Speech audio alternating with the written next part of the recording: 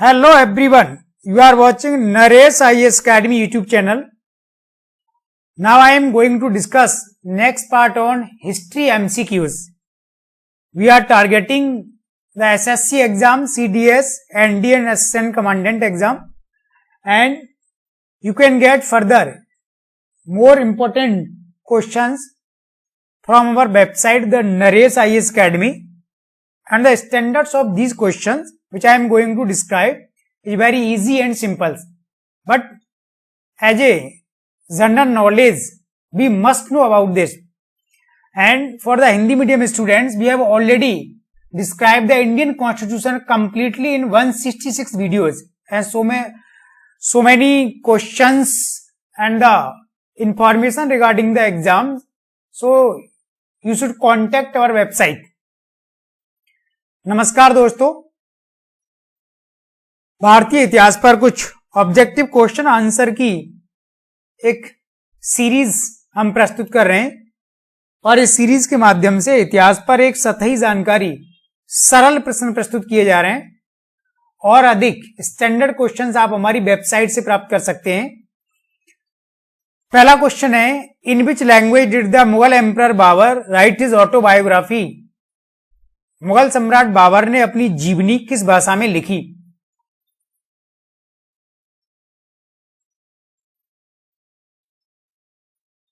The right answer is A. This is the Turkish language. Babar was the founder of Mughal Empire and who ruled over India during 1526 to 1530. And Babar initiated so many new traditions from the Central Asia in India, and he was the first emperor under the Mughals who started the writings of memoirs or the autobiography. Babar Mughal साम्राज्य का संस्थापक था जिसने भारत पर 1526 से 1530 के मध्य शासन किया और अपनी जीवनी बाबरनामा या तुजुक ए बाबरी तुर्की भाषा में लिखी, मूलतः चगताई तुर्की भाषा में. कई अन्य सेंट्रल एशिया और फारसी परंपराएं बाबर के द्वारा भारतीय साम्राज्य में प्रस्तुत की गई हैं, और मुगल सम्राटों में वह पहला था जिसने अपनी जीवनी या संस्मरण लिखने की प्रक्रिया आरंभ की. Second question is, which of the following tomb is called the second Taj Mahal? निम्न में से किस मकबरे को द्वितीय ताजमहल कहा जाता है?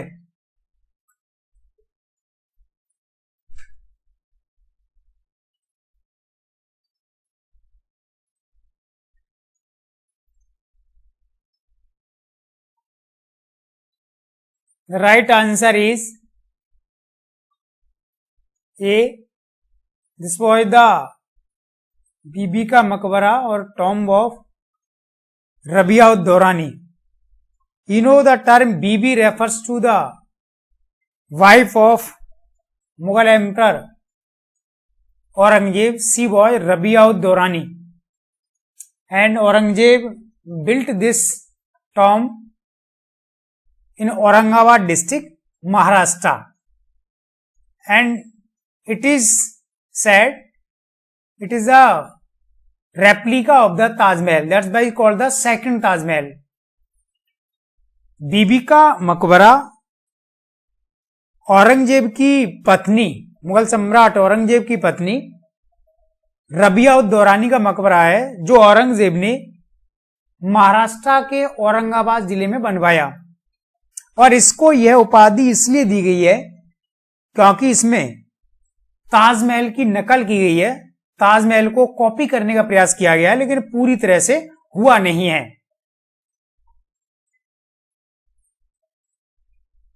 Next question,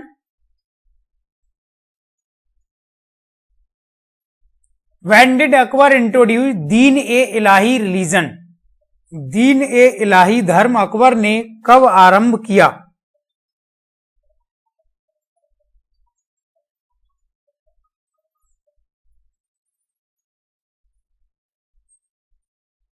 right answer is B 1582.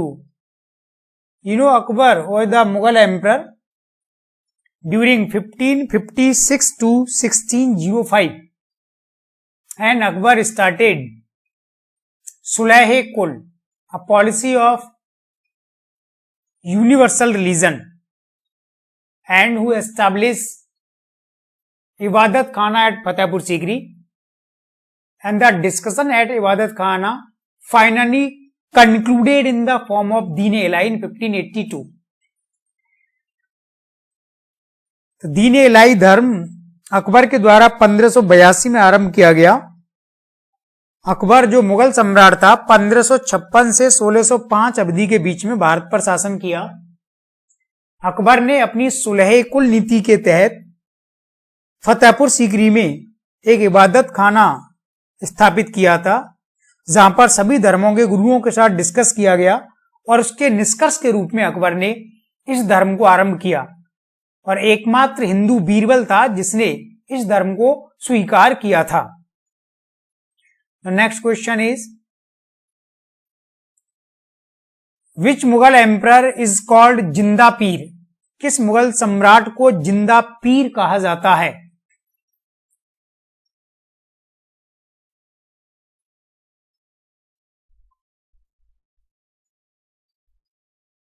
The right answer is B. This was the Aurangzeb.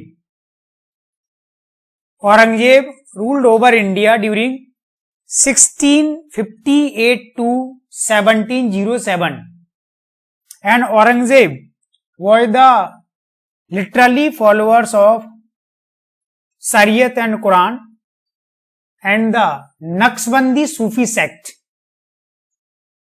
Aurangzeb ने मुगल सम्राट के रूप में भारत पर 1658 से 1707 ईस्वी के मध्य शासन किया और उसने शरीयत कुरान के अनुसार तथा नक्शबंदी सूफी परंपरा को फॉलो किया, जिसके आधार पर उसको जिंदा पीर कहा गया। पूरी तरह से उसका जीवन और शैली इस्लाम धर्म के अनुरूप ही थी। नेक्स्ट क्वेश्चन इज द बुलंद दरवाजा of Fatehpur Sikri was built by which Mughal emperor? Fatehpur Sikri का बुलंद दरवाजा किस मुगल सम्राट द्वारा बनवाया गया?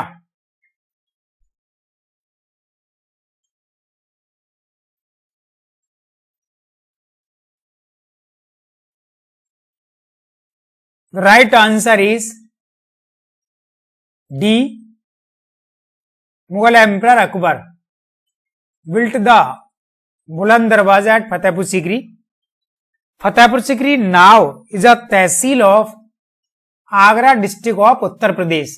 That time Akbar made Fatehpur Sikri his capital from 1570 to 1585, and where Akbar introduced a Indo-Islamic architecture, and बुलंद दरवाजा, the high gate or the door of victory, was built in the memory of victory over the Gujarat, and it was constructed in the last around the 1600.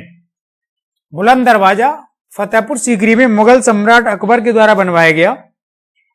Fatehpur Sikri वर्तमान में उत्तर प्रदेश के आगरा जिले में एक तहसील है और फतेहपुर सीकरी को अकबर ने मुगल साम्राज्य की राजधानी बनाया 1570 से 1585 के मध्य में, और वहां इंडो इस्लामिक स्थापत्य कला का विकास किया। बुलंद दरवाजे का निर्माण सबसे लास्ट में कराया है, लगभग 1600 ईस्वी के पास, और माना जाता है कि यह निर्माण उसने गुजरात विजय पर खुशी के उपलक्ष्य में कराया था।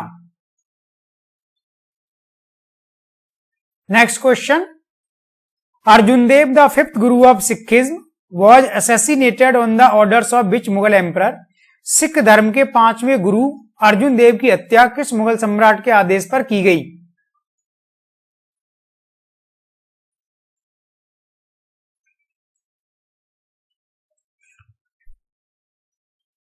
The right answer is B. This was Jahangir.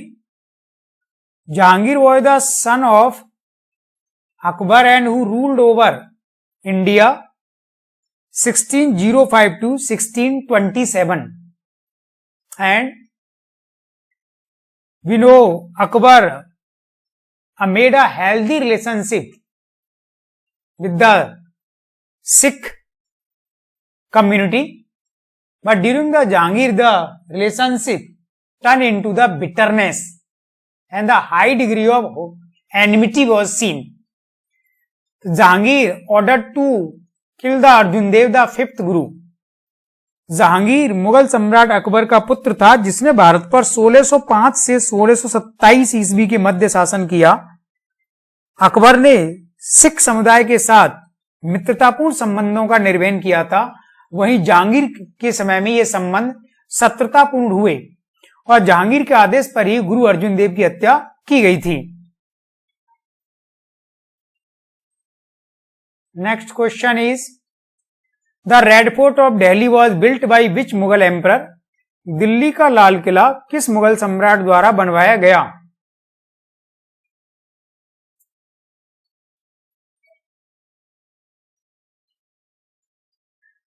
Right answer is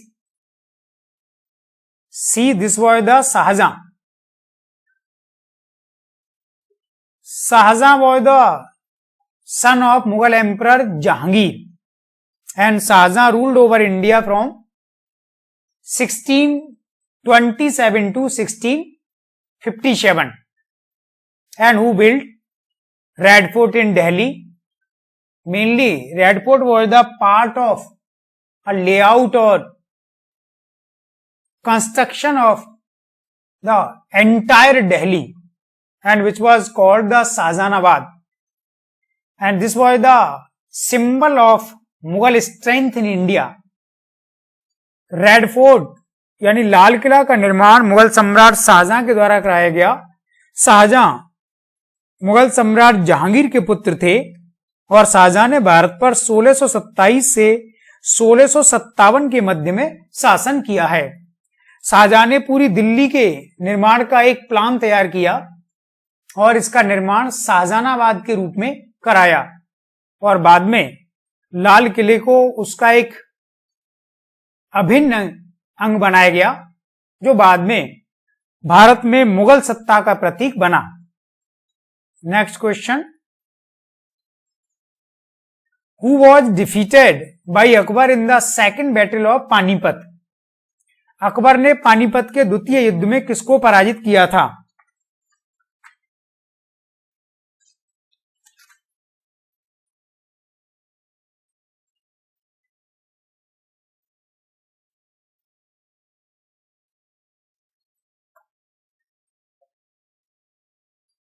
Here the right answer is B. This was the Adil Shah Suri, also called the Muhammad Adil Shah Suri. Adil Shah Suri was the descendant of Sur Empire established by the Sher Shah Suri after defeating the Mughal Emperor Humayun. And the Battle of Panipat II was fought in 1556, and during the battlefield, Akbar was not completely a matured person who was assisted by the Bairam Khan, a Persian commander. Akbar ने इस युद्ध में आदिल शाह सूरी मोहम्मद आदिल शाह सूरी को पराजित किया और यह युद्ध 1556 में हुआ हरियाणा के पानीपत जिले में। पानीपत वर्तमान में हरियाणा का एक जिला है। जब युद्ध हुआ तो उस समय अकबर की उम्र काफी कम थी। अकबर उस समय पूरी तरह से वयस्क या योग्य सम्राट नहीं था। अकबर को इस युद्ध में सहायता की ईरान के सैन्य कमांडर बैरम खान ने और उसकी मदद से ही अकबर ने इस युद्ध को जीत लिया था। और इस युद्ध के बाद अकबर ने मुगल साम्राज्य के बारे में इंपॉर्टेंट डिसीजन लिए और बैरम खान की भूमिका यहां से बढ़ जाती है। तो आदिल शाह सूरी उस सूर साम्राज्य का उत्तराधिकारी है जिसकी स्थापना शेरशाह सूरी के द्वारा की गई थी और शेरशाह सूरी ने मुगल सम्राट हुमायूं को पराजित करके सूर साम्राज्य स्थापित किया था 1540 में। Next question is which title did Akbar give to his court musician Tansen? Akbar ने अपने दरबारी संगीतज्ञ तानसेन को कौन सी उपाधि प्रदान की थी?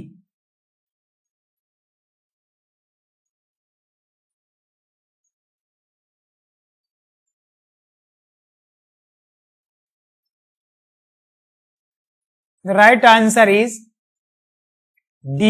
This was Mia. You know Mia term, the learned person, proficient person. Tansen, his original name or birth name was Ramtanu Pandey, and before Akbar, who stayed at the court of Rewa kingdom Madhya Pradesh. Tansen was the part of Navratna और the 9 jewels of Akbar and who made important contribution during the Akbar. Tansen जो अकबर के नवरत्नों में से एक था, इसका मूल नाम था रामतनु पांडे. अकबर से पहले यह रीवा मध्य प्रदेश के शासक रामचंद्र के दरबार में रहे थे. वहां इनको तानसेन नाम दिया गया और अकबर ने बाद में इनको मियां की उपाधि दी, जिसका अर्थ होता है योग्य व्यक्ति और ग्रेट स्कॉलर. अकबर के दरबार में रहते हुए तानसेन ने संगीत के क्षेत्र में कई नई परंपराएं इंट्रोड्यूस की. Next question, Who was the son of Shahjahan who translated the Upanishads into Persian language? Shahjahan का कौन सा पुत्र था जिसने उपनिषदों का फारसी भाषा में अनुवाद किया?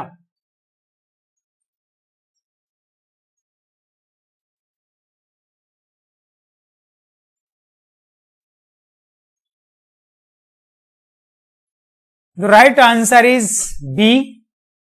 This was Dara Shikoh, the eldest son of Mughal Emperor Shahjahan. And Dara Shikoh fought battle of succession against the Aurangzeb, finally who was defeated. Dara Shikoh translated the Upanishad into the Persian language with the title of Great Secret और Sir-e-Akbar. Dara Shikoh Mughal सम्राट शाहजहां का सबसे बड़ा पुत्र था, जिसने अपने छोटे भाई औरंगजेब के खिलाफ उत्तराधिकार के युद्ध लड़े, लेकिन अंतिम रूप से दारा शिकोह पराजित हुआ और औरंगजेब ने उसकी हत्या की. लेकिन दारा शिकोह ने संस्कृत भाषा में हिंदू सनातन संस्कृति के ग्रंथ उपनिषदों का फारसी भाषा में अनुवाद किया, सिर-ए-अकबर या रहस्यात्मक ज्ञान के माध्यम से.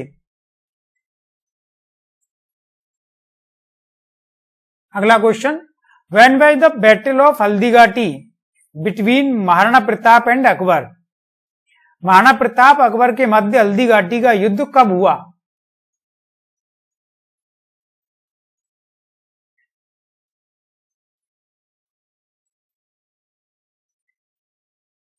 The right answer is B. 1576. Mahana Pratap was the Hindu ruler of Mewar state, now which is identified as the Udaipur district of Rajasthan, and Mughal Emperor Akbar.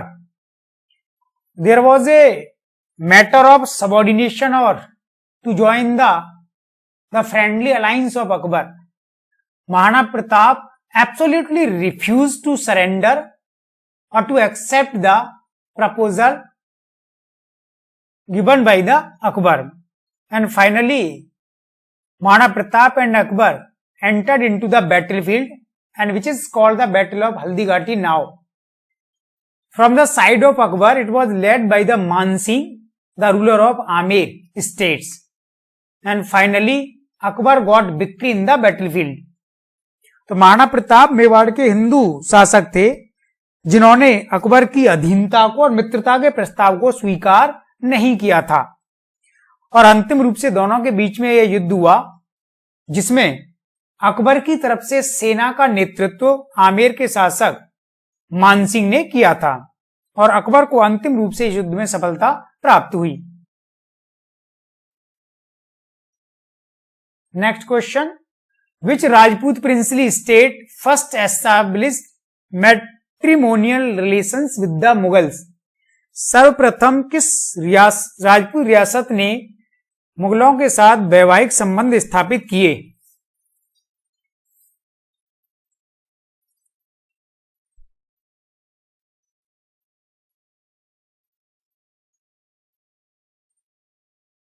The right answer is, this was the Amer state. Presently it is known as the Jaipur, the capital of Rajasthan. You know, Akbar was the first Mughal emperor who made matrimonial alliance with the Rajputs and got married with the Harkabai, daughter of Bharmal, the ruler of Amer, in 1562. And it started a new chapter in the relationship of Mughal and Rajputs. However, it was not liked by the so many Rajput rulers. Akbar पहला मुगल सम्राट था जिसने हिंदुओं के साथ या राजपूतों के साथ वैवाहिक संबंध आरंभ किए, और आमेर ऐसी पहली रियासत थी राजस्थान की।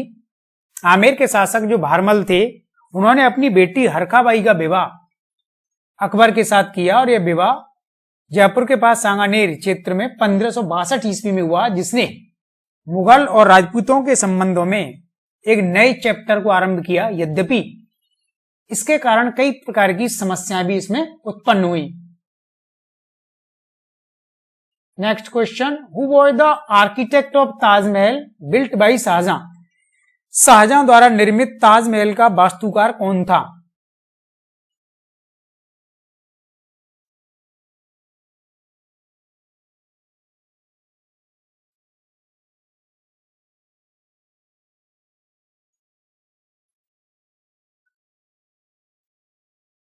Right answer is B. This was the Abdul Hamid Lahori. Abdul Hamid Lahori was the architect of Taj Mahal. Mughal Emperor Shahjahan built Taj Mahal at the Agra, that time the capital of the Mughals. And you know, the Taj Mahal was started around 1631 and it was continued till the 1652. So almost 21 years Taj Mahal was constructed, and Shahjahan built the Taj Mahal in the memory of his wife Mumtaz.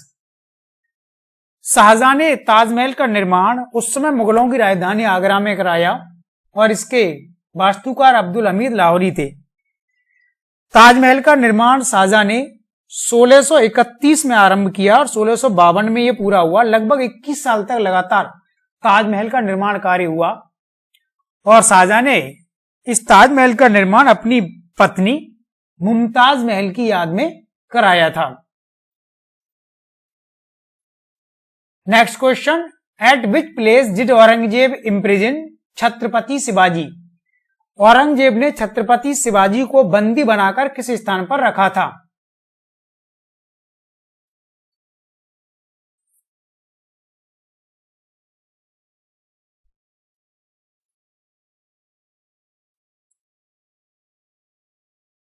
Right answer is a, this was the Agra.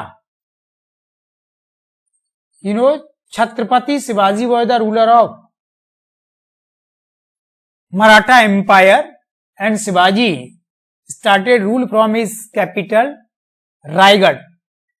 But during the 1665, the relationship of Maratha turned into hostility with the Mughals. However, efforts were made to settle these conflicts through the Treaty of Purandar in 1665, and under the treaty, Shivaji was agreed to meet Aurangzeb. Unfortunately, Aurangzeb imprisoned Shivaji at the Jaipur palace in Agra.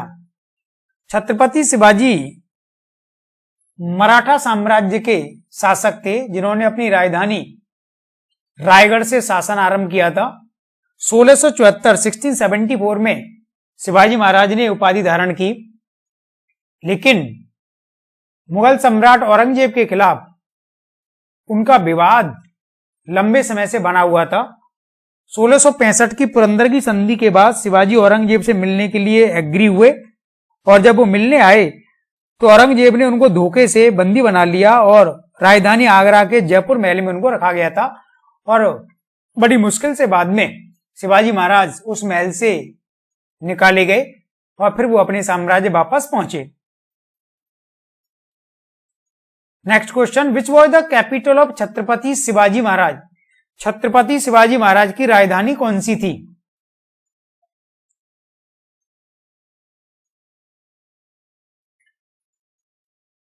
The right answer is B. This is Raigad was the capital of Chhatrapati Shivaji. Shivaji was born in 1627 and Shivaji died in 1680.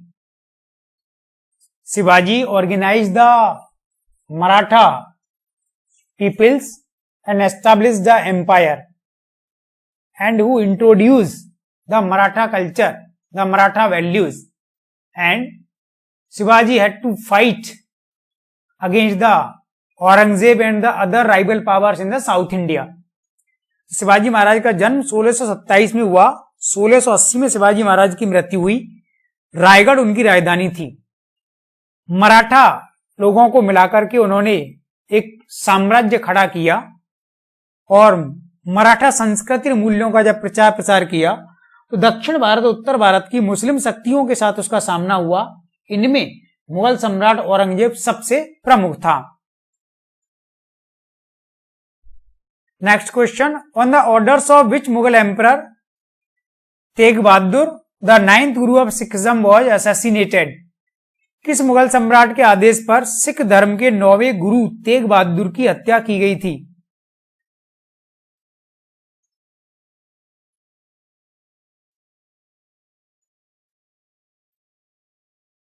The right answer is A. This was the Mughal Emperor Aurangzeb. Aurangzeb ordered to murder the Guru Tegh Bahadur. Since the Jahangir, the conflicts and tension was gradually increasing between the Sikh community and Mughals, and it was at zenith during the Aurangzeb when the Akbar II, the son of Aurangzeb, rebelled against his father, and the Guru Tegh Bahadur blessed him to support, and it became an immediate cause of struggle between them. Aurangzeb के आदेश से गुरु तेग बहादुर की हत्या की गई, और यही गुरु तेग बहादुर हैं जिन्होंने कश्मीरी पंडितों की जीवन बचाने के लिए कश्मीर में बहुत बड़े स्तर पर कार्य किया था। औरंगजेब का पुत्र था अकबर II, जिसने औरंगजेब के खिलाफ विद्रोह किया था, और बाद में गुरु तेग बहादुर ने अकबर द्वितीय को सहायता दी और आशीर्वाद भी प्रदान किया था।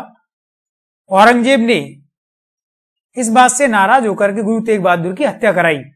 यद्यपि जहांगीर के समय से लेकर के लगातार मुगल और सिखों के मध्य में टेंशन बना हुआ था। By what name did Akbar get the Mahabharat translate into Persian language? Akbar ने महाभारत का फारसी भाषा में अनुवाद किस नाम से कराया?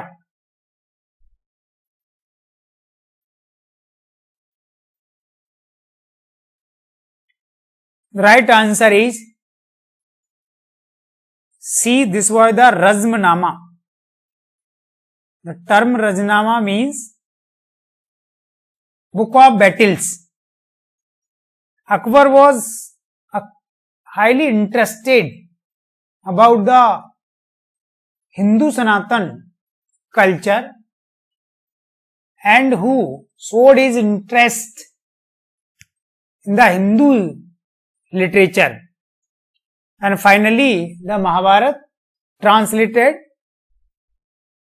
with the name of Razmnama by a committee formed by the Akbar.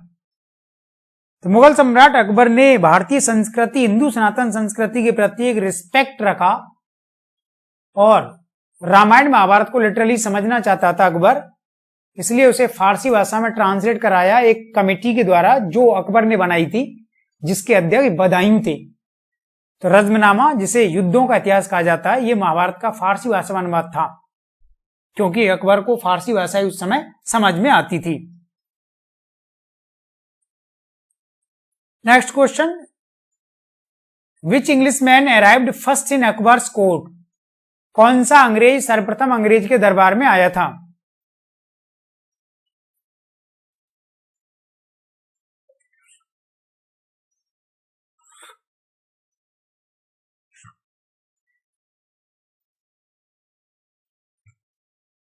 The right answer is D. This was the Rolf Fisch. Rolf Fisch first arrived in the court of Mughal Emperor Akbar, and he got important information about the Mughals. On the basis of these information, East India Company was founded, and the company then sent the William Hawkins in the court of Jahangir. तो Rolf Fitch एक अंग्रेज व्यापारी था और विदेशी यात्री, जिसने भारत की यात्रा की और अकबर के दरबार में गया और मुगल साम्राज्य के बारे में, भारत के बारे में काफी महत्वपूर्ण सूचनाएं एकत्रित की, जिसके आधार पर आगे ईस्ट इंडिया कंपनी बनी और फिर ईस्ट इंडिया कंपनी ने विलियम हॉकिंस को मुगल सम्राट जहांगीर के दरबार में भेजा था। Which Mughal emperor was the first to lift the jizya tax on Hindus? कौन सा मुगल सम्राट था जिसने पहली बार हिंदुओं पर लगने वाले जजिया कर को हटाया था?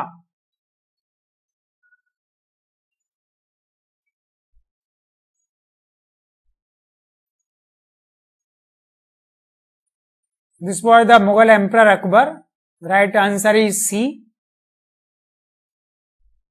Akbar lifted the jizya tax in 1564. Jizya tax first imposed over the Hindus in the 8th century after the invasion of Muhammad bin Qasim, and it was first levied over the peoples of Sindh and some part of Gujarat. तो जजिया कर गैर मुसलमानों यानी हिंदुओं पर लगाया गया था मुस्लिम शासकों के द्वारा। सबसे पहले इस कर को लगाया गया 8वीं शताब्दी में मोहम्मद बिन कासिम के आक्रमण के बाद सिंध और गुजरात के लोगों पर, और अकबर ने 1564 में इस कर को हटा दिया था।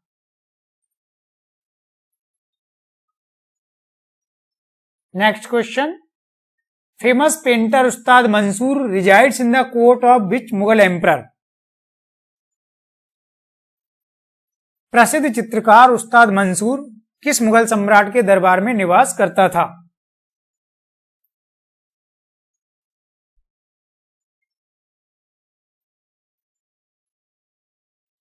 The right answer is A. This was the Mughal Emperor Jahangir. You know, Ustad Mansoor was expertise in the paintings of birds and animals, and Jahangir gave title of Nadir us Astra, and Mansoor made important paintings of the animals and birds in the Jahangir's court, and the phase of Mughal Emperor Jahangir is called the golden age of the paintings of Mughal Empire. उस्ताद मंसूर जहांगीर के दरबार के महत्वपूर्ण चित्रकार थे जो पक्षियों और पशुओं के चित्र बनाने में सिद्धहस्त थे। मुगल सम्राट जहांगीर ने उनको नादिर उस अस्त्र की उपाधि दी थी, और मंसूर ने चित्रकला के क्षेत्र में नवीन शैली को उस समय विकसित किया था। यहां से आगे के क्वेश्चंस आप हमारी वेबसाइट से प्राप्त कर सकते हैं। ये सामान्य प्रकृति के क्वेश्चन है और स्टैंडर्ड क्वेश्चंस इन एग्जाम्स को ध्यान में रखते हुए आपको हमारी वेबसाइट पर अवेलेबल रहेंगे। Thank you.